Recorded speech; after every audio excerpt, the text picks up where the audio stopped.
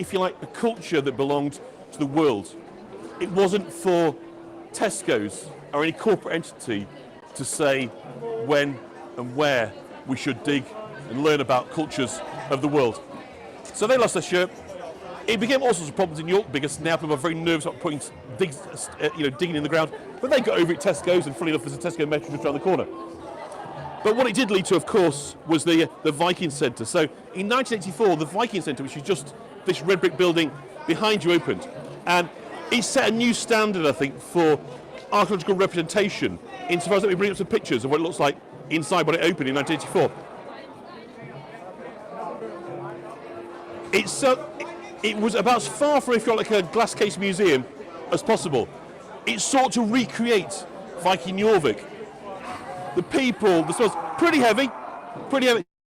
Well, Joy didn't decompose because of the conditions. It was damp, moist, it was the peaty, anaerobic, non-anaerobic soils. So consequently it was preserved because of the environmental conditions. Pretty heavy. We'll talk to a Viking on Monday, we'll find out about that, how much it weighs. Maybe we'll get to try some fun, who knows. But have a look at the smells. Terrible. It smells terrible at the Viking Centre. Berserker, there we go. What fun. Don't mess. And this is before they've been drinking the mead. So later on tonight, it's going to be very messy indeed.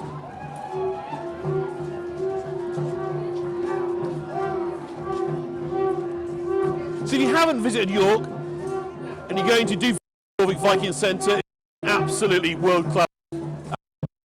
Oh, yeah. They're not looking very friendly today. Look like they need some more mead. I don't think they've eaten. So hopefully they will be in a better mood by the time we come back on Monday. They'll be friendlier and we'll be able to talk to them and find out what's going on, what's happening in Viking news. But what a cultural celebration. Yeah, absolutely, those that played Assassin's Creed will know all about Jorvik, the Viking Centre. And of course, it's something for all ages. Male, female, everybody can be part of this. It is about as inclusive as it gets. So for the next 4 days, on every corner you turn here in York, there's going to be Viking things happening, Viking events. And I think it just adds to the colour and the richness of the city. So let's talk a bit about the last few minutes of the tour, about history. Why it was, because I think they've all kind of mostly passed by now. So when we go back to Viking history, it's important to note that the history and sources that we have are from the Anglo-Saxon Chronicle. They weren't written by the Vikings. The Vikings didn't have written language, they used runes. It's a very kind of different form of expression. So yeah, absolutely headache. And so the sources we have are Anglo-Saxon and through art. So they tend to be pretty critical of the Vikings. They don't really give them a terribly good press. But what we know is, thank you, Janice and Eleanor, the first popping up of Vikings in English history recorded is the Lindisfarne in the year 793 on the abbey up at Lindisfarne. And I've got a lovely carved stone of what's called the Lindisfarne stone, which is a good bit of contemporary propaganda, which doesn't paint the Vikings in a terribly good light, has to be said. You can see, I almost had it then, it just slipped out of my fingers.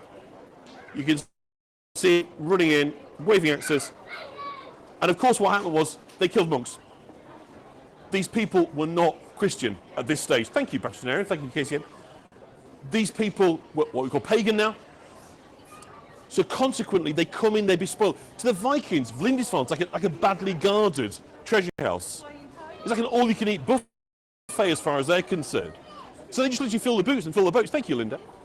Here's the Jorvik Viking Centre. But what's important to kind of recognise, and for you to understand, is that it's our location, it's the why it made us quite so vulnerable. So if we start off a few images from a book now, you start off and have a look at the relationship between the east coast of England on the left-hand side and northwest Europe, particularly Denmark and the Danish peninsula, sort of still got their Jutland as it was known. You can see it's simply a short hop across the water. So consequently, sea-based raids were always going to be the norm. Now the Viking raids really kind of start in earnest from the year 835. But from 865, that's the turning point, because that's the first time the Vikings overwinter here. They stay in East Anglia, so that's the bulge. If you're looking at the map there, East Anglia is that it's like England's bum really, sort of sticks out a round bulge that's pointing towards the lettering there, that's East Anglia. So they stay there over winter, the first time they don't go home. And then the following year, in 866, the Vikings take Jorvik, this city. The city of York was known as Jorvik here outside the Jorvik Centre right now. And any fans of the Viking TV show? 866, Janice. 866 is when they arrived here in York. If you've watched the Vikings TV show, you'll be delighted to know that 3 sons of Ragnar Lothbrok, Halfdan, Ubba and Iber the Boneless, came to avenge the death of Ragnar. They came to take out their revenge on King Aelle, the king of Northumbria, and they took and held York.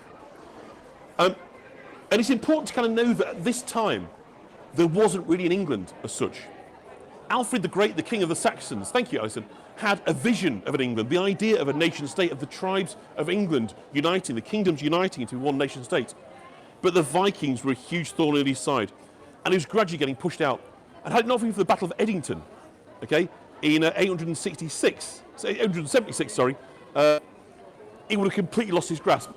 But as a result, he won that battle, and he was able to do a peace treaty with Guthrum, who was the king of the Vikings. Those that have seen Last Kingdom, Uhtred will know about Guthrum.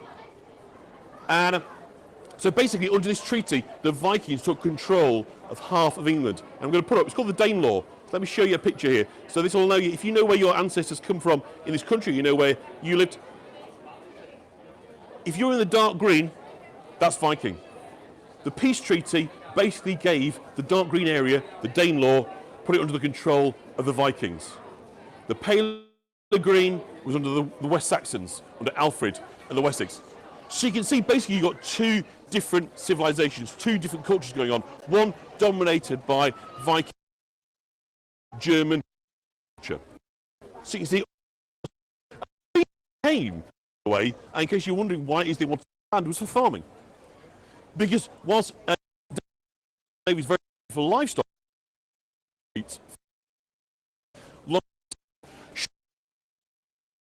so currently they came and established. And if you live anywhere in this country and your place name ends with, I'm getting is everybody else getting no sound? Do let me know if you can't hear me. Jackie can hear me. That's okay. Then, so I'm hoping that was a transitory thing that will kind of pass by. Yeah, I'm sorry. Just the amount of people. I'll do this. I'll come around somewhere a little bit quieter, and hopefully we'll pick up the signal. We'll go have a look at the castle. I'm just trying to get away from people, basically, which is a bit antisocial, but good. Okay. So the deal is done, and so they take this part of England really for growth space. So if you live anywhere near a place that ends in BY, it's like Whitby, or Selby, or Thorpe, or Tun, chances are these are settlements that arrived in the Viking period. So I've just got a picture here of the farming settlements in this part of the country. If I can just find that for you. I've got so many images today that it's now hard to find them. So you look at the spots on there. Easy World, yep. That again, I don't think that's come yet, so I'll just do that again. There's always this balance, you see, when things are busy and well-attended events, you know, you want obviously to be part of it, but then because obviously there's people out and about, you're sharing the 4G, and we're told 5G is not really reliable. So you can see all the Viking settlements. York is sort of in the top sort of third of the picture there. So York was the capital. York was in effect the capital of the Anglo-Scandinavian Empire, and that's because it was an inland port. So basically the river